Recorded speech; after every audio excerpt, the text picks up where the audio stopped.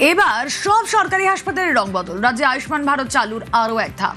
বাধ্যতামূলক আয়ুষ্মান আরোগ্য মন্দিরের নয়া ব্র্যান্ডিং গাইডলাইন মেনে সাজাতে হবে হাসপাতাল, স্বাস্থ্যকেন্দ্র। কিভাবে সেজে উঠবে সব সরকারি হাসপাতাল? অভিজিৎ চন্দ্র রয়েছেন সঙ্গে। অভিজিৎ।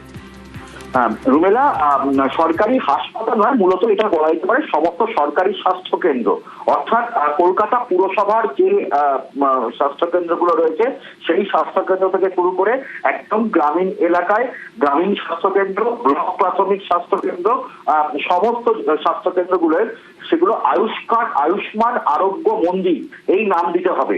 এবং এটা যেহেতু জাতীয় স্বাস্থ্য মিশন এর টাকা দেয় এবং সমস্ত কিছু দেয়, দিনের পর দিন আগেও এটা বারবার করে বলা হয়েছিল, গত সরকারের আমলে এগুলো কিচ্ছু মানা হয়নি, এমনটাই অভিযোগ।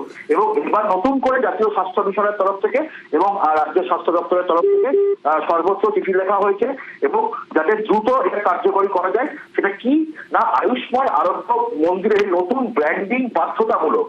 সব রাজ্যের সমস্ত স্বাস্থ্য কেন্দ্রের রং বদলাতে হবে। Sub centre, primary health centre, urban health and wellness centre, urban primary health centre, সমস্ত গুলোতে এগুলো করতে হবে। কি হবে রং?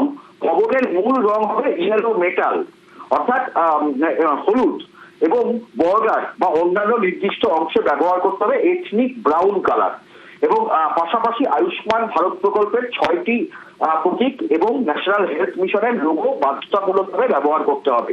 এবং যে কারণে বলা যেতে পারে যে নীল সাদা, যে বিভিন্ন রাজ্যের যে প্রাথমিক স্বাস্থ্য কেন্দ্রগুলো যে নীল সাদা রঙে সেজে উঠেছিল, যেটা আদৌ জাতীয় স্বাস্থ্য মিশন সেটাকে অনুমোদন করতো না। তারা বারবার করে আগেও আবেদন করেছিল, কিন্তু এবার একদম বাধ্যতামূলক ভাবে বলা হয়েছে যে সমস্ত ভবনগুলোর সেখানে নাম চেঞ্জ করতে হবে, সেখানে নাম দিতে হবে আয়ুষ্মান আরোগ্য মন্দির, এবং সমস্ত সরকারি স্বাস্থ্য কেন্দ্র এরকম ভাবেই রং বদলাতে হবে।